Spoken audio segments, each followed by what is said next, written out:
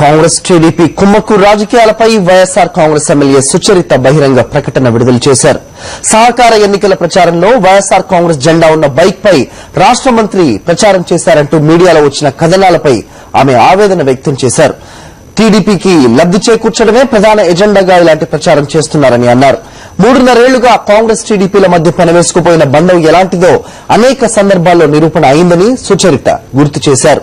ప్రజలు తీవ్ర ఇబ్బందులు పడుతుంటే అవిశ్వాసం పెట్టే సంఖ్యాబలం ఉన్నా చంద్రబాబు ఆ ప్రయత్నం ఎందుకు చేయటం లేదని ఆమె నిలదీశారు.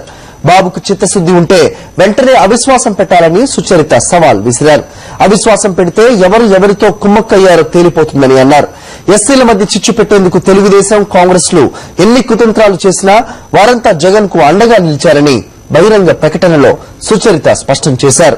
నీచ రాజకీయాలు చేస్తున్న ఆ రెండు పార్టీల నేతలకు ప్రజలు బుద్ది చెబుతారని లేఖలో ఆమె అభిప్రాయపడ్డారు.